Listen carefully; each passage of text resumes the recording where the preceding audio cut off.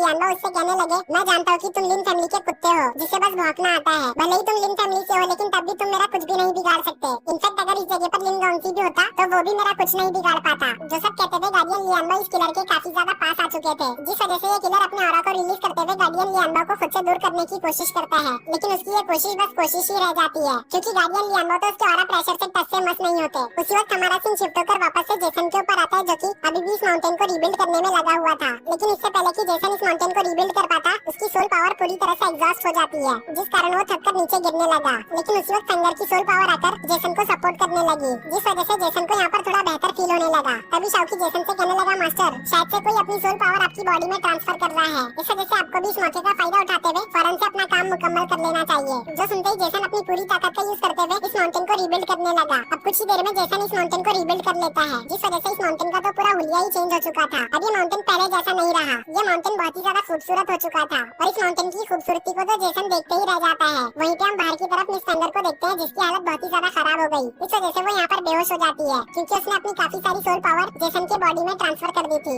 इसलिए अब वो एग्जॉस्ट हो चुकी थी। जो देखकर तो गार्डियन लियांडो को उसकी फिक्र होने लगी। उस वक्त जेसन की सारी इंजरीज हील होते हुए जेसन की डिवाइन नीड भी अपग्रेड हो गई, साथ ही साथ उसे एक न्यू हीलिंग स्किल भी मिल जाती है, जिस वजह से वो यहाँ पे काफी ज्यादा खुश हो चुका था। वो खुश होते हुए कहने लगा, अगर इस मर्तबा वो जोकर भी मुझसे फाइट करने के लिए आ गया तो मैं बहुत ही आसानी से उसे हरा दूंगा। ये कहते ही जेसन को याद आता है कि जब वो बेहोश हो रहा था तो उस वक्त उस किलर ने मिस फेंगर के ऊपर हमला कर दिया था। इस वजह से वो शाओकी से कहने लगता है, अब हमें फौरन से मिस फेंगर के पास जाना होगा। पता नहीं अब वो कैसी होगी, मैं बस उम्मीद करता हूँ कि वो सही सलामत हो। ये कहते साथ ही जेसन हड़बड़ाहट में उठ गया और उठते साथ ही जेसन इधर उधर देखकर मिस फेंगर को तलाश करने लगा। तभी उसे अपने सामने मिस फेंगर दिखाई देती है, जो कि अभी के लिए बिल्कुल सही सलामत थी, जो देखकर जेसन को भी सुकून आ गया। अब वो मिस फेंगर से कहता है कि बाकी की सभी चीजें वो उसके ऊपर छोड़ दे, क्योंकि अब वो होश में आ चुका है। इस वजह से वो उस जोकर से फाइट कर सकता है। जो कहते साथ ही जेसन लिन फैमिली के किलर के साथ फाइट करने जाने लगा। जैसा कि वो अभी अभी मौत को छू के वापस आया था, इस वजह से उसके चेस्ट में दर्द होने लगा। जो देखते साथ ही शी फेंगर जेसन को आराम करने का कहती है और कहती है कि जेसन टेंशन यानी कि उस किलर का टेंशन ना ले, वो बस यहाँ पर आराम करे, क्योंकि उस किलर को उसके गार्डियन लियांडो देख लेंगे। फेंगर के ये कहते ही हमें टेंशन और गार्डियन लियांडो के बीच में फाइट दिखाई जाती है, जहाँ पर लियांडो इस किलर के ऊपर साफ तौर पर भारी पड़ता हुआ दिखाई दे रहे थे। इनफैक्ट ये किलर चाहे कितनी भी कोशिश कर ले लियांडो को हराने की, लेकिन लियांडो तो इसे पूरी तरह से डोमिनेट कर रहे थे।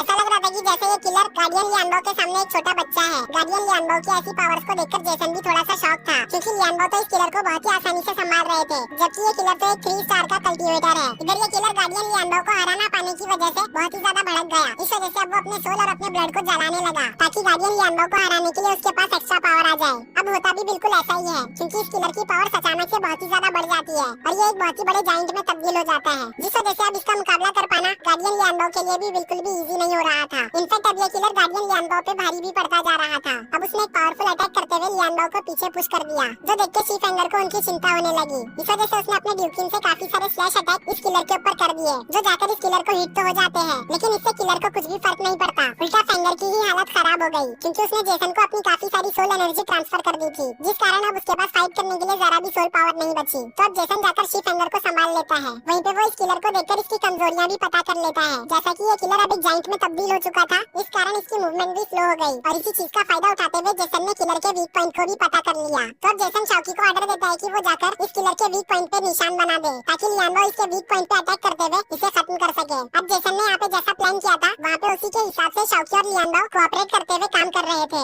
जहाँ पे शाओकी जेसन के ऑर्डर पे इस किलर के सभी वीक पॉइंट्स पे निशान लगा देता है और लियांडो भी अपने हिस्से का काम करते हुए सभी निशानों पे हमला करते जा रहे थे, जिस वजह से ये किलर वीक पड़ गया और जेसन इसी मौके का फायदा उठा के एक फाइनल अटैक करते हुए इस किलर को खत्म कर देता है, जिससे बहुत ही खतरनाक एनर्जी रिलीज हुई थी। तो जेसन शी फेंगर और खुद को बचाने के लिए अपने सामने डिवाइन नीड का एक बैरियर बना लेता है, जिस कारण इस एनर्जी से शी फेंगर और जेसन को कुछ भी नहीं होता। लेकिन वहीं पे गार्डियन लियांडो को शी फेंगर की काफी ज्यादा फिक्र हो रही थी, इस वजह से वो शी फेंगर की ओर भागते हुए जाने लगे, लेकिन जेसन को लग रहा था कि वो उसके लिए परेशान हो रहे हैं। इस वजह से जेसन ने कहा कि आपको ज्यादा फिक्र करने की जरूरत नहीं। अभी जेसन का ये कहना ही था कि तभी हम गार्डियन लियांडो को देखते हैं, जो जेसन को इग्नोर मारते हुए मिस फेंगर के पास पहुंच गए, जहाँ पे वो मिस फेंगर से पूछने लगे थे कि यंग लेडी आप ठीक तो हो? तो मिस फेंगर उससे कहती है कि हाँ मैं बिल्कुल ठीक हूँ। अब ये सब देखकर यहाँ पे जेसन का पचका हो जाता है। उसी वक्त लियम्बो जेसन से सवाल करते हुए पूछने लगे थे कि आखिर उसने किलर के वीक पॉइंट को पता करने के लिए कौन सी टेक्निक का यूज किया, जो सुन के जेसन को कुछ भी समझ नहीं आता कि वो क्या कहे, क्योंकि उसकी इस टेक्निक का कोई नाम था ही नहीं। उसने तो बस यूं ही किलर के मूवमेंट को देखकर कैलकुलेट किया था। तो इसलिए अब वो गार्डियन लियम्बो से कहता है कि इसे कैलकुलेशन मैकेनिज्म कहते हैं। अब गार्डियन लियम्बो को तो कैलकुलेशन मैकेनिज्म वगैरह के बारे में कुछ भी नहीं पता था,